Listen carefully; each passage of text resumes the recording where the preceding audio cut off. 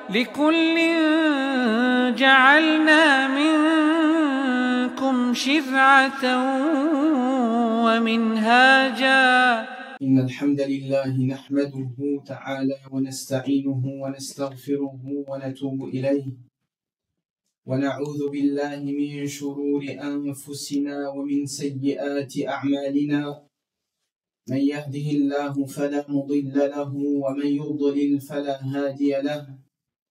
وأشهد أن لا إله إلا الله وحده لا شريك له وأشهد أن محمدا عبد الله ورسوله صلوات الله وسلامه عليه وعلى آله وصحبه أجمعين.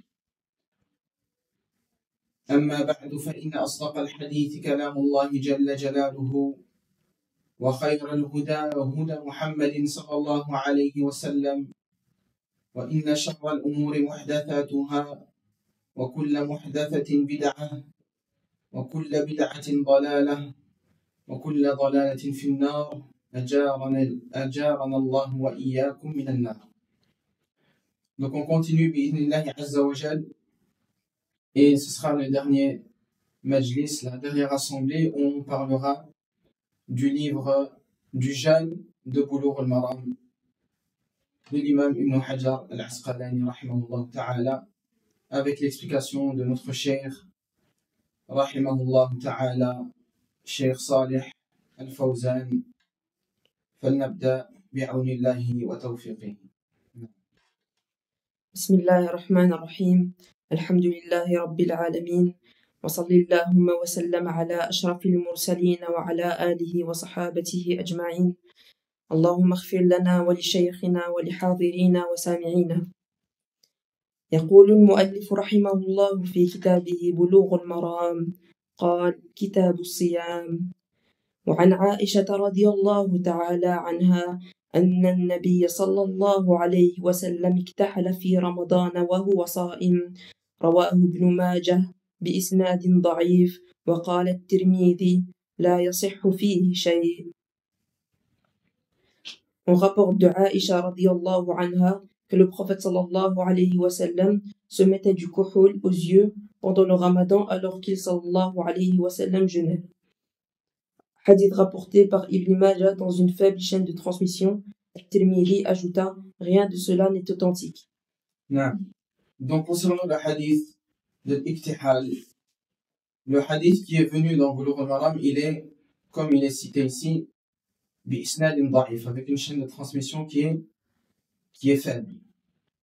Walakin al-qa'idatul fiqhiyya, parmi les règles de jurisprudence, c'est que al-aslu fil ashya al-ibah, c'est que la base concernant les choses, c'est la permission. Hatta yaquma dalil ala tahrim ou ala al-mana'.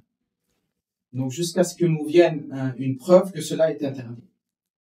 Donc malgré la faiblesse du hadith concernant le fait que le prophète sallallahu alayhi wa sallam il se mettait le kohl au-dessus sur ses paupières, autour de ses yeux, malgré la faiblesse de ce hadith-là, comme il n'y a pas quelque chose d'authentique qui vient nous interdire cet acte-là, cela sera donc permis.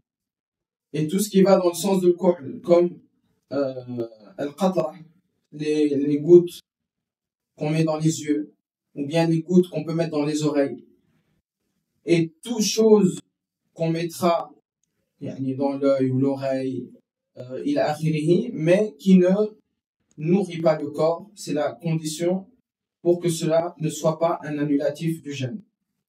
Donc tant que c'est quelque chose qui ne nourrit pas le corps, qu'on met dans les yeux ou dans les oreilles, il n'y a pas de mal à cela, et cela ne rompra pas le jeûne. Ici, ça n'a pas été cité dans les hadiths ici, donc je le cite maintenant. C'est également le cas du siwak, ou bien du fait de brosser ses dents. Donc, le fait de brosser ses dents durant le mois de Ramadan, c'est permis de le faire sans restriction. Et certaines, donc comme c'est le cas de Cheikh Al-Uthaymin, certains savants, ils nous disent que les dentifrices qui sont à forte consonance de flore ou fluor, je sais plus comment ça s'appelle, la chose qui fait ressentir la fraîcheur de la bouche. Si cette substance est en grande quantité, ce sera makrouh pour éviter que cela atteigne le ventre. Imma, si on utilise un peu de dentifrice qui ne va pas jusqu'à dans le ventre, il n'y a pas de mal à cela durant le mois de Ramadan et durant le jeûne en général. Ce n'est pas un annulatif du jeûne. وعن أبي هريرة رضي الله تعالى عنه قال قال رسول الله صلى الله عليه وسلم من نسي وهو صائم فأكل أو شرب فليتم صومه فإنما أطعمه الله وسقاه متفق عليه وللحاكم من أفطر في رمضان ناسيا فلا قضاء عليه ولا كفارة وهو صحيح. On rapporte qu'Abu Huraira radiyallahu anhu disait, le prophète sallallahu alayhi wa sallam avait dit que celui qui par oubli mange ou boit durant le jour du Ramadan continue son jeûne. C'est Allah qui lui a donné à manger ou à boire. Hadith rapporté par Al-Bukhari et Muslim. Al-Hakim dit dans une autre version, celui qui par oubli rompt son jeûne n'a pas à jeûner un autre jour de remplacement ni à faire l'expiation. Il s'agit d'un hadith authentique. Donc ici, c'est concernant le fait de manger et de boire, non pas intentionnellement, mais par oubli. Donc celui qui oublie alors qu'il est en état de jeûne et qu'il boit ou il mange.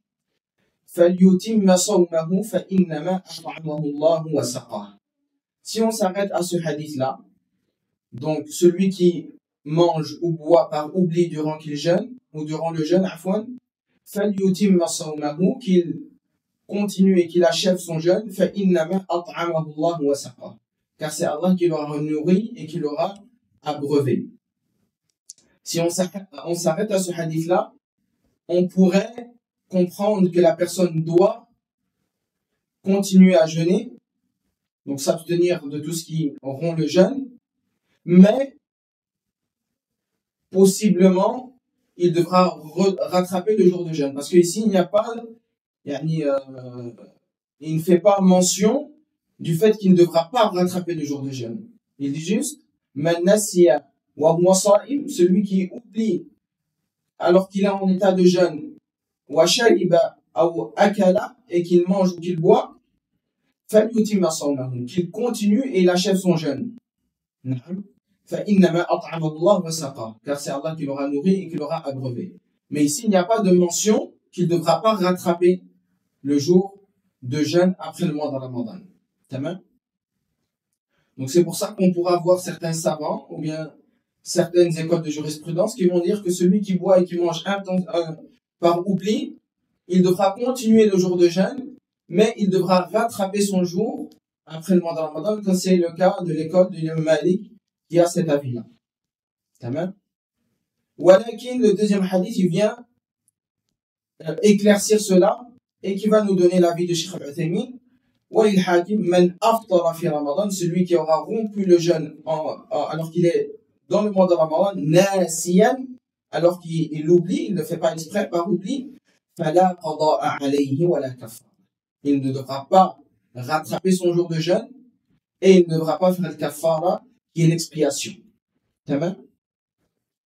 Donc ici, c'est bien sûr l'avis de Cheikh Al-Uthaymin que celui qui boit et qui mange par oubli, donc la condition que ce soit bien par oubli, il ne devra pas rattraper son jour de jeûne ni faire d'expiation. Si pendant qu'il boit et qu'il mange, une personne lui dit et lui rappelle que c'est le mois de Ramadan, il ne convient plus à ce moment-là, par exemple il a quelque chose dans la bouche, une boisson, une nourriture, qu'il avale la boisson. Non, il doit recracher tout ce qu'il a dans la bouche. Parce que si après qu'on lui a dit et qu'on l'a éclairci qu'il était dans le mois de Ramadan et qu'il boit et qu'il mange après cela, là ce sera plus nasiyan, ce sera bit ta'ammud, et il aura fait exprès de boire et de manger, alors là le jeûne il sera rompu et il devra rattraper le jour de jeûne. Et en règle générale, on donnera quelques règles concernant toutes les interdictions en islam. Pour qu'une interdiction ou bien un péché soit pris en compte auprès d'Allah subhanahu wa ta'ala, il faut qu'il y ait 3 conditions qui soient respectées. Si ces 3 conditions sont respectées, Allah ta'ala écrira au serviteur son péché. Si une des 3 composantes n'est pas respectée, Allah ta'ala ne comptera pas cette action comme étant un péché. Le premier, c'est ce qui est venu dans le hadith, c'est al-nisyan. Le fait de faire un acte haram par oubli. Comme Allah subhanahu wa ta'ala dit dans Surat al-Baqarah, Rabbana la tu'akhidna in nasina aw akhta'na. Oh Allah, ne nous prends pas en compte nos fautes si on oublie. In nasina. Si on oublie. Comment on sait que la dua qui est faite ici, elle est acceptée auprès d'Allah directement? Il y a un hadith de Abu Huraira dans le Sahih de l'imam Muslim, où il dit que les personnes qui lisent les derniers versets de Surat al-Baqarah avec les invocations qu'il y a, donc les dernières parties de Surat al-Baqarah, c'est beaucoup des invocations. Rabbana, Rabbana, ila akhiri. Donc tous ces Rabbana dans les dernières parties de Surat al-Baqarah, Allah Azza wa Jal, il répond à celui qui lit ce verset-là, Qad fa'altu. Je l'ai certes fait. Et dans une version, Na'am qad fa'altu. Oui, je le fais. Donc quand on dit Rabbana la tu'akhidna in nasina aw akhta'na, ou Allah ne nous châtie pas si on vient à oublier en péchant, Allah Ta'ala dit qad fa'alt. Je vous ai pardonné. Certes, je l'ai fait. Et ça, c'est rapporté dans le Sahih de l'imam al-Bukhari, l'imam Muslim. Donc ça, c'est la première chose.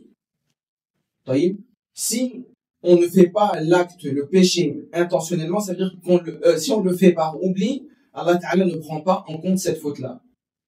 Donc, la première condition pour que le péché soit pris en compte, c'est de le faire en se rappelant, en ayant le rappel que c'est un péché, en étant éveillé d'esprit et se rappeler que ce qu'on est en train de faire, c'est un péché. Le deuxième, c'est le fait de le faire intentionnellement. C'est-à-dire qu'on n'est pas contraint de le faire. Allah Azza wa Jalla dit dans le Coran, وَلَيْسَ عَلَيْكُمْ جُنَاحٌ فِيمَا أَخْطَأْتُمْ بِهِ. Vous n'avez pas de blâme sur vous quant à ce que vous avez fait dans ce que vous avez fauté. Donc il n'y a pas de blâme sur vous. وَلَيْسَ عَلَيْكُمْ جُنَاحٌ فِيمَا أَخْطَأْتُمْ بِهِ. Il n'y a pas de blâme sur vous quand vous fautez. وَلَكِنْ مَا تَعَمَّدَتْ قُلُوبُكُمْ. Mais c'est quand que vous avez un blâme, c'est quand vous le faites exprès avec un cœur qui accepte de le faire.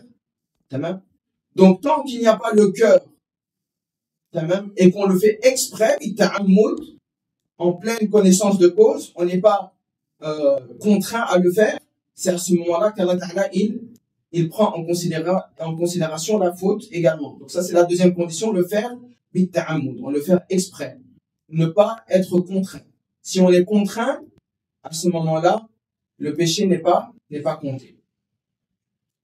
Et le dernier, donc on a dit ad-dhikr, le fait de se rappeler, at-ta'ammud, le fait de le faire intentionnellement, al-ilm. La troisième, c'est al-ilm. Ça veut dire connaître également que ce qu'on est en train de faire, c'est également haram. Donc la personne qui ne connaît pas, elle ne peut pas être prise en défaut si elle ne connaît même pas aslan que ce qu'elle est en train de faire, c'est haram. Voilà qu'il y a une condition ici.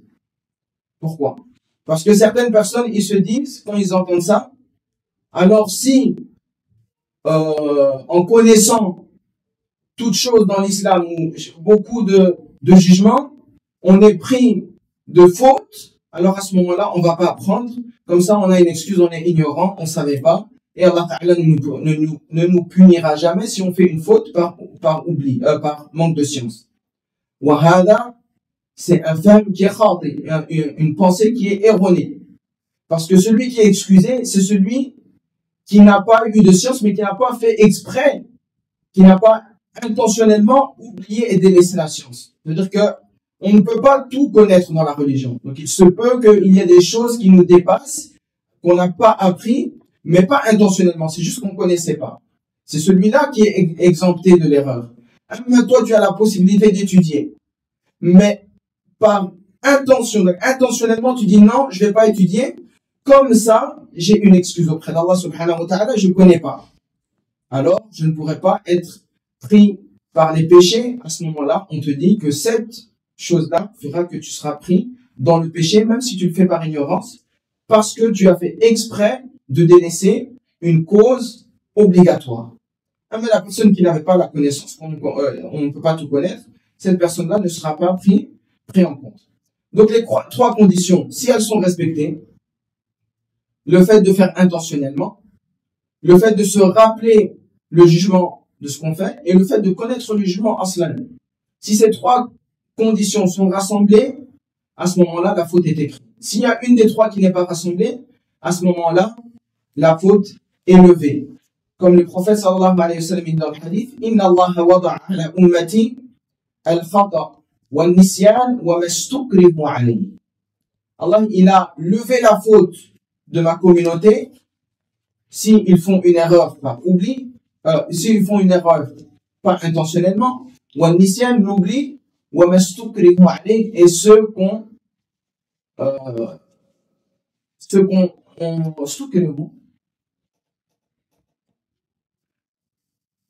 on les contraint. On les contraint. Ceux qui sont contraints. Donc Allah Ta'ala, il a levé la faute de la communauté, al-khata, le fait de faire une faute, ça veut dire par manque de science. C'est-à-dire, il n'a pas eu la science, il n'a pas cherché, il n'a pas délaissé intentionnellement, c'est juste qu'il n'avait pas la science sur ce point-là. Al-khata, wa nisyan, l'oubli, wa mastukrihu alayhi, et ceux sur quoi on les contraint. Donc, s'il y a ces trois choses-là, la faute est levée, comme le prophète sallallahu alayhi wa sallam le dit. Et c'est le cas ici de as-sa'im, celui qui boit et qui mange. Alors que boire et manger durant le mois de Ramadan, c'est un grand péché mukaba et le tournoi. Mais le fait que ce soit fait nasiyan, par oubli, ça lève la faute, comme le prophète sallallahu alayhi wa sallam a dit, Inna Allah wada'a ala ummati al-khata'a wa nisyan. Ici, c'est l'oubli, al-nisyan, wa mastukrihu alayhi. وعن أبي هريرة رضي الله تعالى عنه قال قال رسول الله صلى الله عليه وسلم من ذرعه القيء فلا قضاء عليه ومن استقاء فعليه القضاء رواه الخمسة وأعله أحمد وقواه والدارقطني. On rapporte d'Abi Hurayra radiallahu anhu qui disait, le prophète sallallahu alayhi wa sallam avait dit, quiconque fut contraint de vomir n'a pas à jeûner un jour de remplacement, et celui qui vomit volontairement doit remplacer. Hadith rapporté par les 5 califes d'imparfait par Ahmed et d'authentique par Daraqutni. Donc ici on voit premièrement qu'il y a un khilaf selon l'authentification de ce hadith-là. Tamam. Voilà ici le Cheikh al-Uthaymin voit que le hadith il est comme l'imam Daraqutni a dit qu'il est authentique. Donc ici, Abu Hurayra nous dit, celui à qui le vomi, donc il vomit pas intentionnellement, le vomi lui vient. Il ne doit pas rompre le jeûne. Donc ici, la première partie nous montre qui ne rompt pas le jeûne quand il vomit. C'est celui qui vomit, mais pas intentionnellement. Le vomi lui vient comme ça. Que ce soit en grande quantité, en petite quantité, celui-là ne devra pas faire la qada alayhi, il ne devra pas rattraper ce jour de Ramadan. Walakin, c'est qui, quand il vomit, qui devra rattraper les jours? Il dit, wa man istaqa'a fa alayhi al-qada. Ici, istaqa'a, celui qui a une petite notion d'arabe, qui suit, celui qui n'a pas de notion, il écoute et il essaie de comprendre ce qu'il peut. Istaqa'a ala wazni istaf'ala. Istaf'ala. Donc quand on a le wazn istaf'ala, dans le fi'l, quand on a le wazn istaf'ala, c'est le sens talabu shay. Ou bien as-sa'yu ila shay. Talabu shay, comment on peut traduire ça? Demander quelque chose. Ou as-sa'yu ila shay, ou bien le fait de s'efforcer à faire quelque chose. Comme je dis, par exemple, istaghfara. Istaghfara ay talaba al-maghfira. Istaghfara, ça veut dire il a demandé le pardon. Il a demandé le pardon. Donc ici c'est le sens de talaba shay. Il a demandé quelque chose. Ou bien istafhama. Talaba al-fahm. Il a demandé la compréhension. Donc il y a plusieurs sens au wazn istaf'ala, walakin c'est dans ce sens-là qui est venu. Ici istaqa'a bima'na sa'a ila al-qay. Tamam? Sa'a ila al-qay. Ça veut dire il s'est efforcé lui-même à vomir. Celui qui s'efforce à vomir, est-ce qu'il fait intentionnellement ou pas? Donc celui qui s'efforce à vomir, celui-là c'est celui qui rompt le jeûne. Mathalan, quelqu'un qui lui vient le vomi durant le mois de Ramadan, il est en train de jeûner, il lui vient le vomi. Il vomit pas intentionnellement. Puis le vomi s'arrête. Mais il sent encore qu'il y a quelque chose, une aigreur encore dans son ventre. Et qu'est-ce qu'il fait? Il met les mains dans sa bouche pour faire vomir ce qu'il y a encore qu'il ressent. Et puis, le vomi sort. Donc, dans le premier exemple, donc il s'est pas fait vomir, il a vomi tout seul, il ne devra pas rompre le jeûne.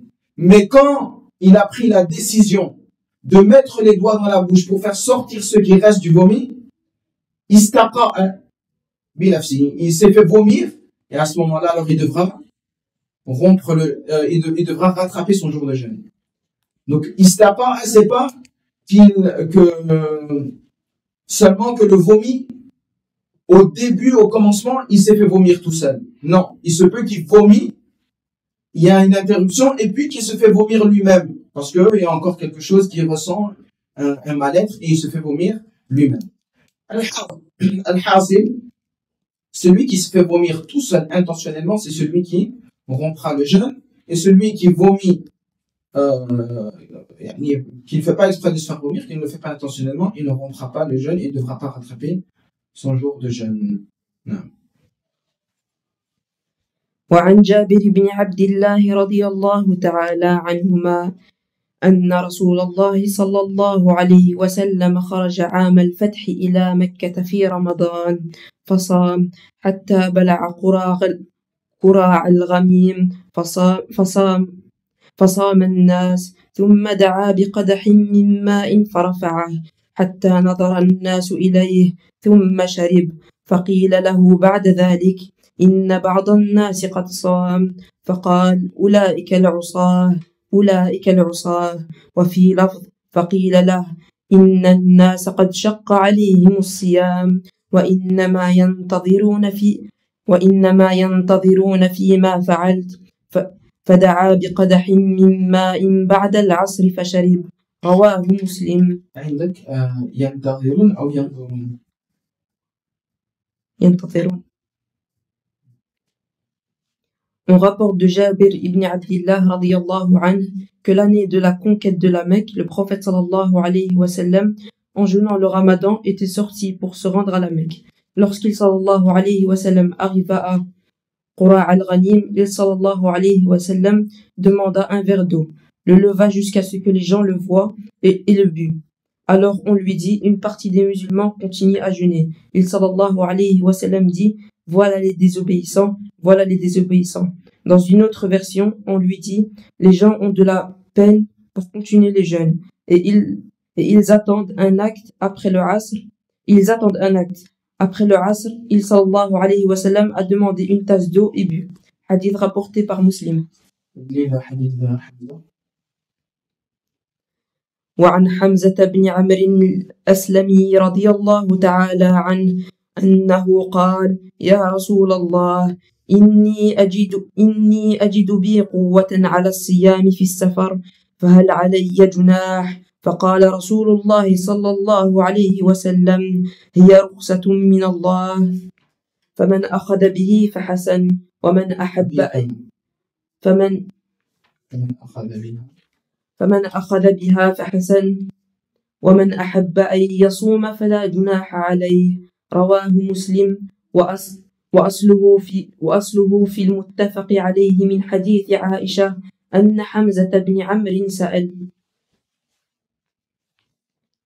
On rapporte de Hamza ibn Amr Aslami radiallahu anhu qui disait: Ô messager d'Allah, j'ai la force de jeûner en voyage, ai-je péché? Alors le prophète sallallahu alayhi wa sallam répondit: c'est une permission qu'Allah nous a accordée, celui qui s'en tient fait du bien, mais celui qui souhaiterait jeûner n'a pas de péché. Hadith rapporté par Muslim. La version originale se trouve dans les hadiths authentiques de Aïcha.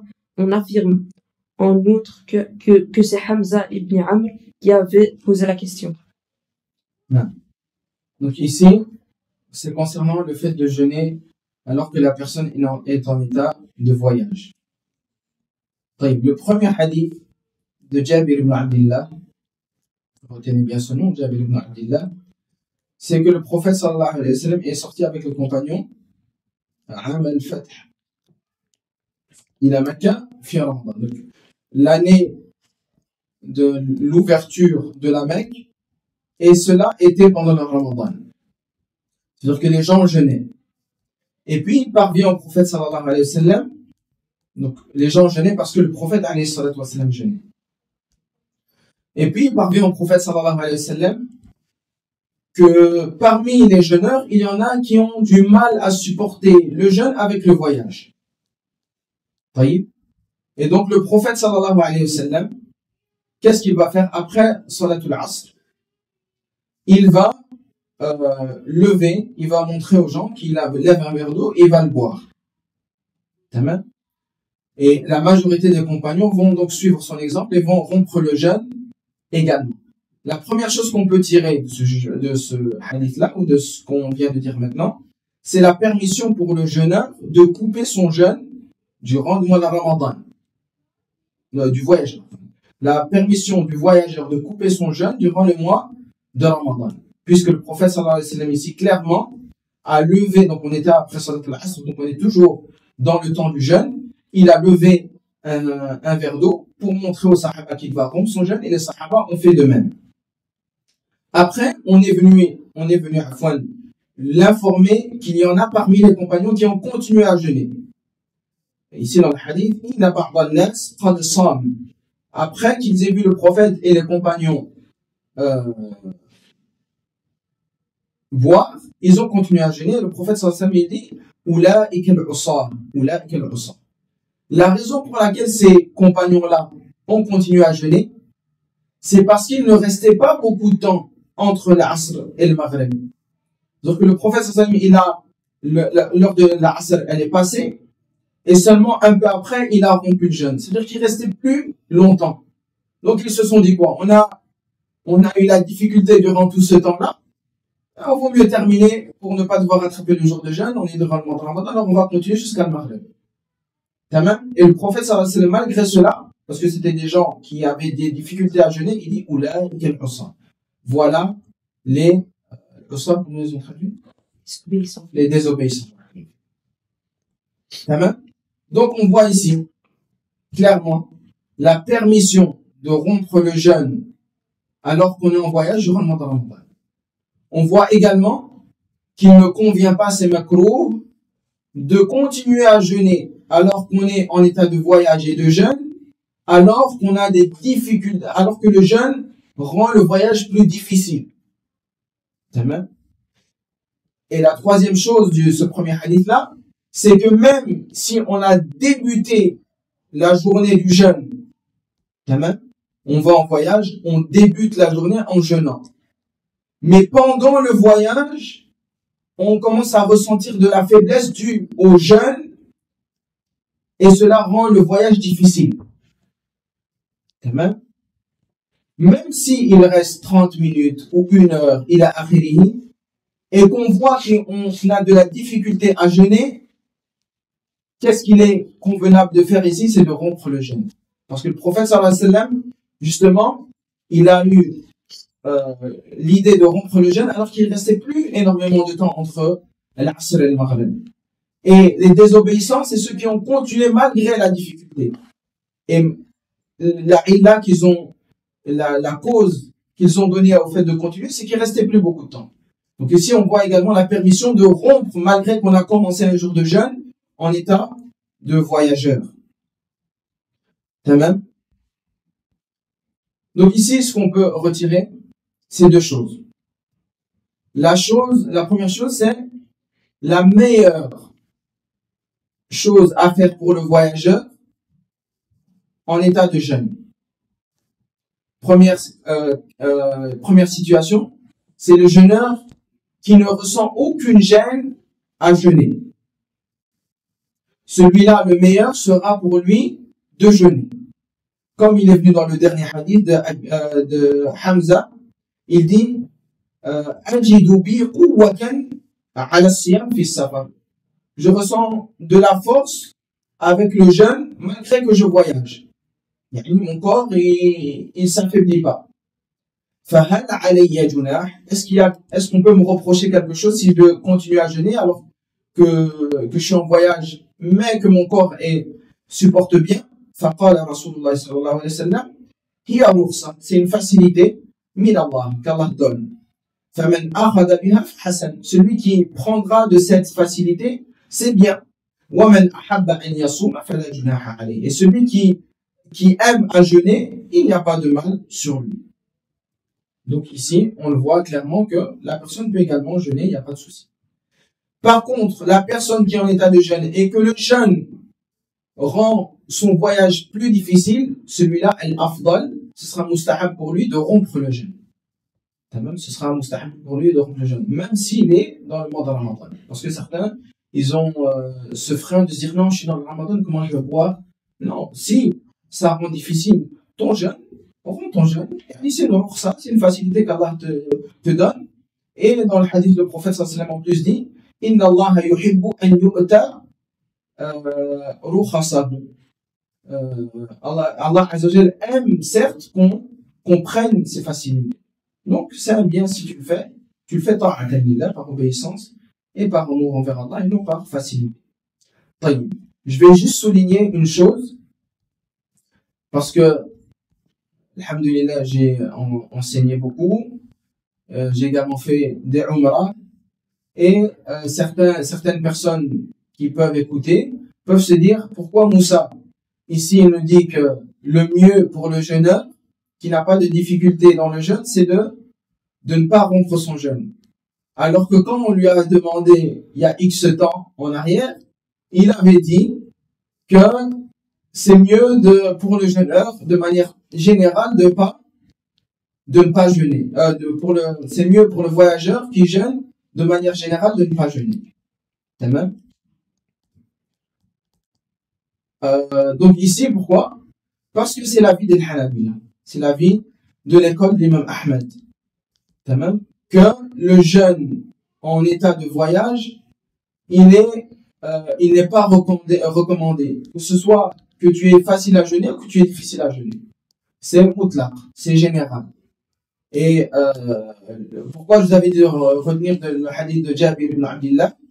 Donc le premier hadith concernant l'histoire du prophète, qu'il a al-Asr, il a levé le verre, il a fini, parce qu'il a rapporté aussi un deuxième hadith. Donc le hadith de Jabir ibn Abdillah, le deuxième c'est Laysa min al-birri as-siyamu fi safar, ou bien as-sawmu fi safar. Il ne fait pas partie de la piété le fait de jeûner alors qu'on est en état de voyage. Et donc ici le texte il est plus global, et donc le Hanabila, donc l'avis de l'imam Ahmed, est de dire que de manière générale il est préférable de ne pas jeûner en état de voyage. Tamam. Et la préférabilité, si on peut dire ça comme ça, elle est encore plus importante si c'est un jeûne surérogatoire qu'on fait en état de voyage. Donc c'est préférable mutlaqan, de manière générale c'est préférable de ne pas le faire, que ce soit dans le Ramadan ou en dehors du Ramadan, mais il est encore plus préférable de ne pas le faire si on est en voyage et ce qu'on veut faire comme jeûne, c'est un jeûne surérogatoire. À ce moment-là, c'est encore plus préférable de ne pas le faire. Donc j'ai juste annoté cela parce que certains pourraient se dire que Moussa nous trompe. Non. وعن ابن عباس رضي الله تعالى عنهما قال رخص للشيخ الكبير أن يفطر ويطعم عن كل يوم مسكينا ولا قضاء عليه رواه الدارقطني والحاكم وصححه. On rapporte d'Ibn Abbas radiyallahu anhuma qui disait: on a permis aux vieillards de rompre le jeûne et de donner à manger à un pauvre chaque jour. Il n'est pas demandé de remplacer. Hadith rapporté par Daraqutni et Al-Hakim qui l'ont qualifié d'authentique. Non. Donc ici, il est important de comprendre la illa, la cause pourquoi la personne âgée, le vieux, il ne devra pas jeûner s'il n'arrive pas, et il pourra nourrir pour chaque jour qu'il n'aura pas jeûné un pauvre. La illa derrière, c'est al-marid maradan la yurja bur'uhu fa yut'imu an kulli yawmin miskina. Donc le malade dont on n'espère pas que sa maladie disparaisse, c'est celui-là qui pourra ne pas jeûner et qui donnera pour chaque jour qu'il n'aura pas jeûné, il nourrira un pauvre pour chaque jour qu'il n'aura pas jeûné. Donc toute personne qui est malade et dont on n'espère plus la guérison, donc sa maladie c'est une maladie qui va durer et donc on n'espère pas de manière normale, générale et connue la guérison, à ce moment-là, la personne-là, elle devra jeûner pour chaque jour un pauvre. Comme ça peut être le cas de marad al-sukkar, le diabète. Même c'est une maladie dont on n'espère pas la guérison. Ou bien marad al-saratan, la maladie du cancer, un cancer avancé. Même c'est une maladie dont on n'espère plus la guérison. Si quelqu'un est dans le dernier stade, on ne parle pas d'un cancer qui est dans le premier stade, qu'on espère la guérison, hein, et dont le jeûne ne fait aucun mal. C'est vraiment la maladie dont on n'espère plus la guérison. Donc ici, saratan, c'est un peu l'exagération, j'ai été, parce que ça mène plus vers la mort. Voilà, ça peut être le cas avec le diabète, ou bien une maladie chronique. Donc toute maladie dont on n'espère plus la guérison de manière normale, connue, à ce moment-là, la personne ne devra pas jeûner, mais elle devra nourrir pour chaque jour qu'elle ne jeûnera pas un pauvre. Comme c'est le cas du vieux, qui n'arrive pas à jeûner. Est-ce qu'on espère qu'il va devenir jeune un jour? Non. Donc c'est la raison pour laquelle il pourra nourrir le pauvre. Il ne devra pas rattraper ses jours. Parce que la vieillesse, on n'espère plus que ça devienne une jeunesse après cela. وعن أبي هريرة رضي الله تعالى عنه قال جاء رجل إلى النبي صلى الله عليه وسلم فقال هلكت يا رسول الله. قال وما أهلكك؟ قال وقعت على امرأتي في رمضان. فقال هل تجد ما تعتق رقبة؟ قال لا. قال فهل تستطيع أن تصوم شهرين متتابعين؟ قال لا. قال فهل تجد ما تطعم 60 مسكينا؟ قال لا. ثم جلس فأوتي النبي صلى الله عليه وسلم بعرق فيه تمر فقال تصدق بهذا. فقال أعلى أفقر مني فما بين لابتيها أهل بيت أحوج إليه منا. فضحك النبي صلى الله عليه وسلم حتى بدت أنيابه. ثم قال اذهب فأطعم أهلك رواه السبعة واللفظ لمسلم. On rapporte d'Abi Hurayra radiyallahu anhu qui disait: un homme est venu dire au prophète sallallahu alayhi wa sallam,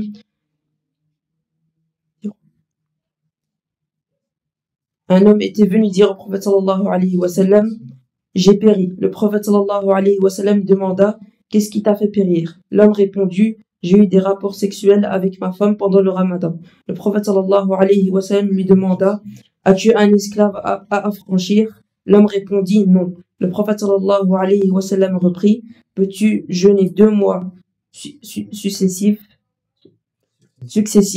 L'homme répondit non. Le prophète sallallahu alayhi wa sallam demanda de nouveau, as-tu de quoi nourrir 60 pauvres? L'homme répondit non.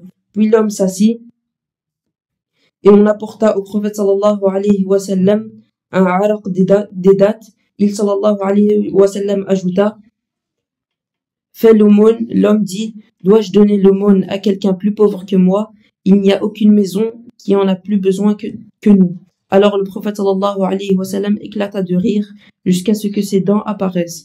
Lui dit, va nourrir ta famille avec. Hadith rapporté par les 7 et Muslim en a donné la version. Donc dans la traduction ici, éclata de rire, le prophète sallallahu alayhi wa sallam, il n'a jamais éclaté de rire. Donc, éclater de rire, c'est vraiment le mubalagha dans le rire. فضحك النبي صلى الله عليه وسلم, il a juste souri حتى بدت أنيابه, jusqu'à ce que on voit ses dents. Mais c'est pas éclater de rire comme il est dans la traduction. Donc ici, c'est un des plus grands péchés et un des plus grands annulatifs du jeûne, c'est le fait d'avoir des rapports intimes pendant qu'on fait un jeûne obligatoire. Ici, ce qui est cité, c'est le mois de Ramadan, mais ça va être le cas également quand on fait un jeûne de nadr, ça veut dire qu'on a on a voué à Allah un jeûne, ça veut dire qu'on a dit, oh Allah, si tu me donnes ça, je jeûnerai pour toi, par exemple le lundi, ou je jeûnerai pour toi 3 jours. Quand on est, donc ça c'est des jeûnes qui sont également obligatoires. Celui qui a fait un vœu de jeûner un nombre de jours, ou bien un jour précis, quand il jeûne ce jour-là, c'est le même statut que le jeûne du mois de Ramadan parce que c'est obligatoire. Tamam. Également, le fait de rattraper un jour en dehors du mois de Ramadan. Quand on prend la décision de rattraper le lundi un jour du mois de Ramadan, tout ce qui était interdit durant le mois de Ramadan devient interdit également ce jour-là, avec une divergence sur le kafara. Est-ce que le kafara, on doit la faire également en dehors du mois de Ramadan? Et si je me souviens bien, le Cheikh Batemin, il dit que le kafara ne doit pas être fait en dehors du mois de Ramadan quand c'est le qada. Voilà qui est ici durant le mois de Ramadan. La personne qui a un rapport avec son épouse, il a fait déjà un des plus grands annulatifs. Comment on voit que c'est un des plus grands annulatifs? Parce que lui, il n'a pas seulement le qada. Il ne doit pas seulement rattraper son jour de jeûne. Il a également le kafar, l'expiation. Et c'est le kafar à tout le monde. C'est la plus grande expiation qui est dans l'islam. Ça montre la gravité même de cet acte-là. C'est pour ça que le sahabi, quand il est venu chez le prophète sallallahu alayhi wa sallam, il dit halaktu, j'ai péri, ya Rasulallah. C'est-à-dire qu'il a compris l'ampleur de sa faute. Donc la personne qui fait cela, il aura le qada, il devra donc rattraper ce jour de jeûne. Quand il aura fait cela, ça ne veut pas dire qu'il pourra manger le jour après qu'il ait fait son péché. Il devra continuer à s'abstenir de la nourriture et de tout ce qui est annule. Mais il devra également faire le kafara pour cet acte qu'il a fait. Et le kafara ici, quand même, c'est en 3 étapes. La première, c'est le fait de libérer un esclave, ou bien un servant. Si la personne ne sait pas le faire, c'est-à-dire que financièrement il ne sait pas le faire, ou bien il n'y a pas d'esclave en cela, il passe à la seconde. ثم صيام أو صوم شهرين متتابعين. Jeûner 2 jours de suite. 2 mois de suite.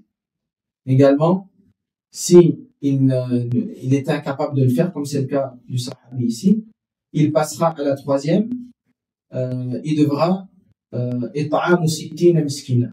Il devra nourrir 60 pauvres. Et s'il n'en a toujours pas la capacité, qu'est-ce qu'il fait? Donc, il sait pas libérer un esclave, il sait pas jeûner 2 mois de suite, il sait pas nourrir 60 pauvres. Qu'est-ce qu'il fait? Si après cela, il n'a pas, yasqutu anhu. Donc ça, al-kafara, elle tombera pour cette personne-là, elle ne devra pas la faire. Comme c'est le cas du sahabi ici, quand il a dit, je sais pas libérer un esclave, je sais pas jeûner 2 mois, je sais pas nourrir 60 pauvres. Pourquoi? Parce qu'il a dit, et puis le prophète sallallahu alayhi wa sallam, on est venu avec lui, avec un bassin de dattes, et il lui dit, vas-y, tiens, ça, et fais au moins de ça, aux pauvres de Médine, de la ville. Et lui dit, est-ce qu'il y a quelqu'un de plus pauvre que nous, et qui en a plus besoin que ma famille? C'était quelqu'un de pauvre. Et puis le prophète sallallahu alayhi wa sallam, c'est lorsqu'il a ri, et il a dit, idhab fa'at'imhu ahlak. Va et nourris-en ta famille. C'est-à-dire que là, le kafara, elle est tombée. Donc, si la personne n'a pas la capacité de faire une de ces 3 choses-là, la kafara, elle tombe pour lui, parce qu'il est incapable de l'accomplir.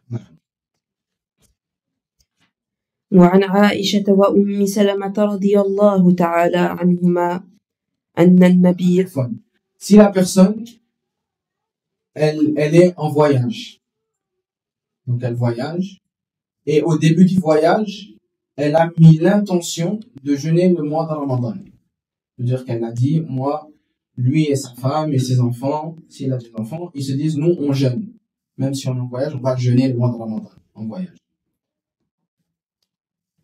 Et pendant le voyage, la personne, elle a des rapports avec sa femme. Qu'est-ce qu'elle va faire?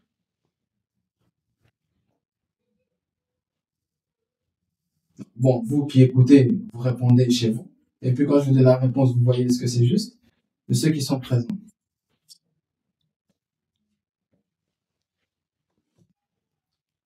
Est-ce qu'elle devra rattraper son jour de jeûne parce qu'elle a mis l'intention au départ? Et elle devra faire le kafara également? Que ce soit l'homme ou la femme, c'est les deux qui doivent faire le kafara.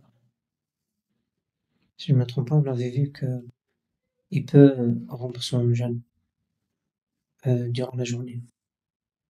Non. Donc là, on revient au hadith où le prophète il a rompu son jeûne après l'asr. C'est-à-dire que quand tu es en voyage, tu peux rompre ton jeûne n'importe quand, même si tu as mis l'intention au départ. Donc tu as mis l'intention au début de la journée, même si je suis en voyage, je vais jeûner. Mais en plein milieu de la journée, tu veux rompre ton jeûne, tu peux rompre ton jeûne, comme le prophète l'a fait. Donc là, c'est bien la bonne réponse. Non, on termine avec le dernier premier. Dernier, Aïcha. Il y a un autre hadith? Il y a 2 Aïcha. Oui, Aïcha.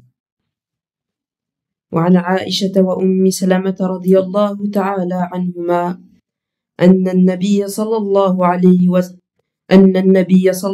عليه وسلم كان يصبح جنبا من جماع ثم يغتسل ويصوم متفق عليه وزاد مسلم في حديث أم سلمة ولا يقضي. Ici donc c'est la permission de se lever en état d'impureté, janaba, de grande impureté, après la prière du Fajr. Est-ce que en se levant alors qu'on est en état de grande impureté après la prière du Fajr, est-ce que ça veut dire que on a fait un annulatif et que on doit rompre le jeûne? Je sais plus si on avait cité ça dans les hadiths, mais le fait qu'il y a la descente de spermatozoïdes durant le mois de Ramadan, ça annule le jeûne. C'est également un annulatif du jeûne. Voilà, la condition pour que ce soit un annulatif, c'est que ce soit fait par plaisir. C'est-à-dire celui qui le fait en état d'éveil, celui qui dort et puis que le spermatozoïde sort et qui se réveille pendant le mois de Ramadan, soit Dhuhr ou bien l'Asr, il ne devra pas rompre son jeûne. D'accord? Il ne devra pas rompre son jeûne ni le rattraper. Parce que la condition, c'est que ça soit fait en état d'éveil et que ce soit fait avec plaisir. Ça peut être également quelqu'un qui est réveillé, qui va aux toilettes et qui a le spermatozoïde qui sort sans qu'il y ait aucun plaisir. D'accord? Ça peut également arriver et la personne ne devra pas rompre le jeûne ou ne devra pas rattraper les jours de jeûne et continuera. Donc les deux conditions pour que ce soit un annulatif, donc la sortie spermatozoïde, c'est qu'il y ait l'éveil, c'est-à-dire qu'il est réveillé et qu'il le fait par plaisir. Comme il est venu dans le hadith, le prophète Allah Azza wa Jalla dit, dans le hadith Qudsi, taraka ta'amahu wa sharabahu wa shahwatahu li ajli. Il a délaissé sa boisson, sa nourriture et son plaisir sexuel pour moi. Amen. Non.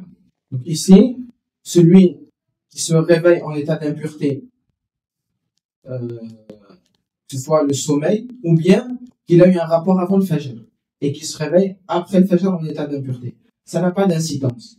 Parce que ce qui compte, c'est de faire l'acte qui entraîne la sortie spermatozoïde pendant le jour de jeûne. S'il est fait avant le fajr et qu'on se réveille alors qu'on a de l'impureté sur nous, ça n'a pas d'incidence sur la validité du jeûne. وعن عائشة رضي الله تعالى عنها أن النبي صلى الله عليه وسلم قال: من مات وعليه الصيام صام عنه وليه متفق عليه. نعم. Et donc ça c'est le dernier hadith. من مات وعليه صيام. Celui qui meurt وعليه et qu'il avait sur son dos, il avait encore des jours de jeûne à rattraper. Donc ça nous montre وعليه الصيام. Est-ce que ça peut être un jeûne surrogatoire? Ça peut pas être un jeûne surrogatoire. C'est-à-dire qu'il y a sur lui un jeûne. Mais est-ce qu'il peut avoir un jeûne surrogatoire sur les épaules d'une personne qui meurt? Non, parce que c'est volontaire. On le fait quand on veut. Tandis que l'obligation, ça c'est alayhi. Wa alayhi siyam, sama anhu. Donc ici, c'est le siyam obligatoire. On avait dit que c'est pas seulement Ramadan. Le fait de faire un vœu, le fait de rattraper les jours de Ramadan, et également le fait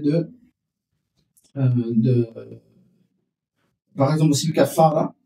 Le kafara, on avait dit, c'est soit libérer un esclave ou bien jeûner 2 mois de suite. Donc tout ça, c'est des jeûnes obligatoires. Donc tous ceux qui meurent et qui ont des jeûnes obligatoires sur leurs épaules, sama anhu waliyuhu. Al-wali ici, je sais pas, ils ont traduit par quoi? Héritier. Non, c'est warithuhu ou warathatuhu, ceux qui héritent de lui. Donc tous ceux qui sont dans l'héritage, ils peuvent jeûner pour cette personne. Tayyib. Maintenant la question qu'on se pose, et c'est la dernière question qu'on va se poser, Inch'Allah, c'est quand que la personne elle a le jeûne sur ses épaules. La première chose, c'est un jeûne qu'elle avait l'occasion de rattraper, mais elle ne l'a pas rattrapé. C'est un jeûne qu'elle avait l'occasion de rattraper, mais qu'elle n'a pas rattrapé. C'est celui-là dont on devra jeûner pour lui. Et ici, quand on dit sama anhu waliyuhu, c'est nadban, c'est istihbaban, ala sabil al-istihbab. Donc c'est pas obligatoire comment on appelle ça, l'héritier jeûne pour lui. C'est plutôt fortement recommandé. Pourquoi? Parce que si on dit que c'est obligatoire, ça veut dire que l'héritier, s'il jeûne pas, il aura commis un péché. Et est-ce qu'on peut, l'héritier, il peut prendre les péchés alors que c'est pas son jeûne à lui? C'est le jeûne de celui qui est mort, c'est pas son jeûne à lui. Wala taziru waziratun wizra ukhra. Donc personne ne portera le fardeau d'une autre personne. Donc ici, c'est ala sabil al-istihbab, c'est fortement recommandé. Donc la personne qui avait la possibilité de jeûner et qui l'a délaissé volontairement et qui est mort pendant cette période-là. Par contre, la personne qui n'avait aslan pas la possibilité de jeûner, celui-là, il n'est pas concerné par le fait qu'on jeûne pour lui. Tamam. Et je vais citer les questions que Cheikh Al-Uthaymin il pose ici, et vous répondez à vous-même. طيب مثلا رجل كان عليه قضاء من رمضان. Une personne qui avait des jours qui devait rattraper le Ramadan. لكنه مرض في يوم العيد.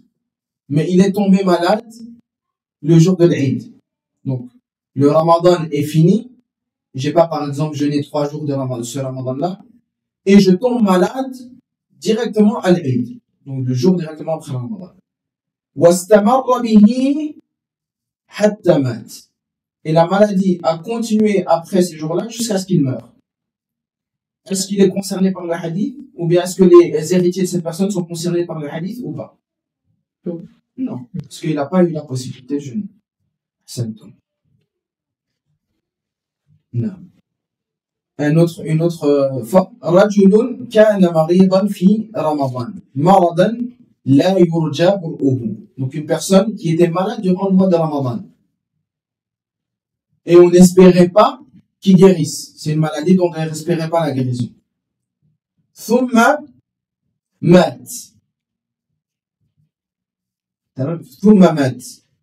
مات بعد رمضان. أو non, ici, أثناء رمضان. Il meurt durant le mois de Ramadan. طيب. Est-ce qu'on doit faire quelque chose pour lui?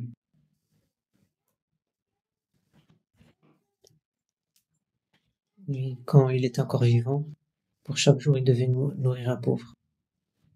Il est mort pendant le Ramadan. Les jours d'après. On regarde combien de jours il était vivant. Là, il était mukallaf. Donc là, on paye pour ces jours-là. On nourrit le pauvre. On rattrape le jeûne sans ma'al wali.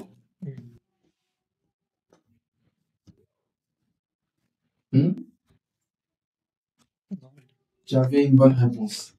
Il ne faut pas regarder. Sans ma'al wali, si fi qayd al-haya, il devait jeûner. Si quand il était vivant, il devait jeûner, alors on jeûne pour lui. Si quand il était vivant, il devait nourrir, alors on nourrit pour lui. Tamam. Donc comme le frère a dit, si il était vivant pendant, on va dire 10 jours, il a fait 10 jours de Ramadan, mais il a retardé, il n'a pas nourri directement les pauvres. Est-ce qu'il pouvait le faire? Il avait la capacité de le faire pendant les 10 jours? On va dire oui. Bah oui, il était vivant. Non. Il avait la capacité de le faire. Donc, comme il a délaissé en état de capacité, alors on devra, et rendre le hadith, on devra nourrir pour lui, de manière fortement recommandée, on nourrira pour lui les 10 jours. Mais par exemple, quelqu'un qui était malade, mais pendant les 10 jours, il n'avait pas aslan la possibilité de nourrir parce qu'il n'avait pas d'argent, par exemple. Est-ce qu'on nourrira pour lui les 10 jours de pauvre? Non, parce qu'il n'avait pas la possibilité. Donc ceux qui rentrent dans le hadith, c'est ceux qui avaient la possibilité de faire l'adoration mais qui l'ont délaissé. Et le dernier exemple, ça c'est un exemple que je vais dire moi-même. Par exemple, quelqu'un qui qui avait fait un vœu de jeûner 3 jours pour Allah Azza wa Jalla. Donc il a fait son vœu, et puis après son vœu, il est resté une semaine, et après cette semaine-là, il est mort.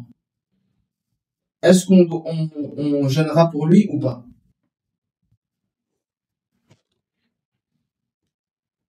Ou bien il avait fait le vœu de jeûner 7 jours, on va dire. Et après ce vœu-là, il est resté vivant une semaine et puis il meurt après la semaine. Est-ce qu'on jeûnera pour lui, oui ou non? Avec la possibilité. Non. Donc il est resté vivant une semaine. Il avait donc 7 jours. Il avait la possibilité de le faire pendant 7 jours. Donc s'il meurt après ça, on le fera. Donc on regarde là la possibilité. Si la personne avait la possibilité dans les jours de faire le nombre de nad qu'il avait, il devra le faire. Par contre, je te donne le dernier exemple et puis on finira Inch'Allah ici. La personne, elle devait rattraper 7 jours de Ramadan et elle est restée vivante que 3 jours après l'Eid. Est-ce qu'il a eu la possibilité de rattraper les 7 jours? Donc, est-ce qu'on devra rattraper pour les 7 jours? Hada wallahu a'lam. On remercie Allah subhanahu wa ta'ala de nous avoir facilité de terminer le livre du jeûne de Bulugh al-Maram. On remercie Allah Azza wa Jal pour tous ses bienfaits apparents, cachés. On remercie Allah Azza wa Jal pour l'iman, l'islam, wa sunnah. Et on demande à Allah subhanahu wa ta'ala de nous faire vivre sincèrement en essayant de suivre sa révélation à travers ce que le prophète et les compagnons, à travers ce que le prophète a enseigné à ses compagnons et comment les compagnons ont compris cette religion. On demande à Allah subhanahu wa ta'ala de nous accorder le suivi de la meilleure des manières, la sincérité dans ce suivi-là et de nous faire mourir sur ce chemin-là jusqu'à ce qu'on le rencontre et qu'il soit satisfait de nous subhanahu wa ta'ala. Également, comme le prophète sallallahu alayhi wa sallam dit dans le hadith, Man la yashkurun nas, la yashkurullah. Celui qui ne remercie pas les gens, ne remercie pas Allah.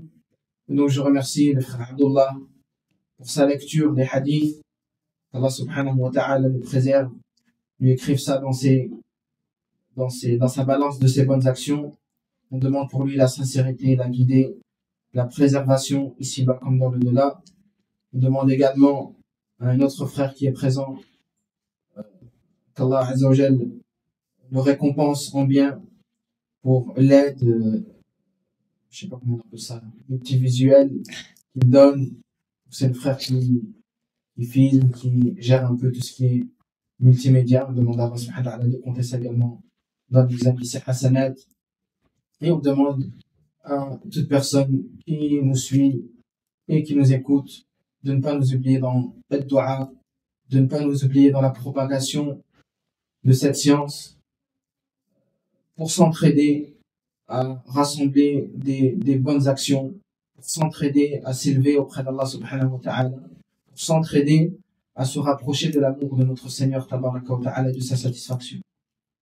Comme Allah Azza wa Jalla dit, wa ta'awanu 'ala al-birri wa taqwa. Entraidez-vous dans la piété et la crainte. Donc, ne soyez pas avares en oubliant de partager à votre famille. Essayez vous-même d'en tirer profit, de l'appliquer dans vos vies, ce qu'on a pu apprendre, ce qu'Allah Azza wa Jalla a pu nous faciliter de comprendre des textes. Et en premier lieu, on demande à Allah Azza wa Jalla la sincérité et la guider. Et on demande pardon à Allah Azza wa Jalla pour nos manquements, nos péchés et nos fautes. Et je finirai par dire que ce que j'ai pu dire de bien, cela vient certes d'Allah subhanahu wa ta'ala. Et si j'ai pu enseigner une erreur ou que ma langue a fourché, cela vient certes du shaitan et de mon âme qui est imparfaite. Et on demande à Allah Azza wa Jalla de nous corriger nos âmes, nos manquements et de nous faire miséricorde le jour où on retournera vers lui. On demande également à Allah subhanahu wa ta'ala, comme peut-être vous le savez, j'ai eu un décès dans la famille, donc on demande à Allah subhanahu wa ta'ala également de faire miséricorde à mon beau-père, de lui ouvrir les portes de sa miséricorde, de faire de sa tombe un jardin parmi les jardins du paradis, de lui pardonner ses fautes, de lui effacer ses manquements et d'être pour lui un secoureur dans sa tombe, de lui faciliter la vie dans cette tombe-là, le fait de répondre aux questions des anges et de lui accorder na'iman fi qabrihi, des bienfaits, des délices dans sa tombe avant de le ressusciter bi'idhnillahi azza wa jal dans son paradis. On demande à Allah azza wa jal le paradis, le haut degré de paradis pour cette personne qui est morte et pour l'ensemble des musulmans qui ont attesté de la foi en Allah subhanahu wa ta'ala, que seul lui mérite l'adoration. Et on demande à Allah subhanahu wa ta'ala de nous accorder également une mort alors qu'il est satisfait de nous, une mort dans son agrément, une mort sur le chemin du prophète alayhi salatu wassalam, et également une vie sur cela. Naam, hada wallahu a'lam, وصلى الله وسلم على نبينا محمد وعلى آله وصحبه وسلم، وآخر دعوانا أن الحمد لله رب العالمين، وجزاكم الله خيرا وبارك الله فيكم.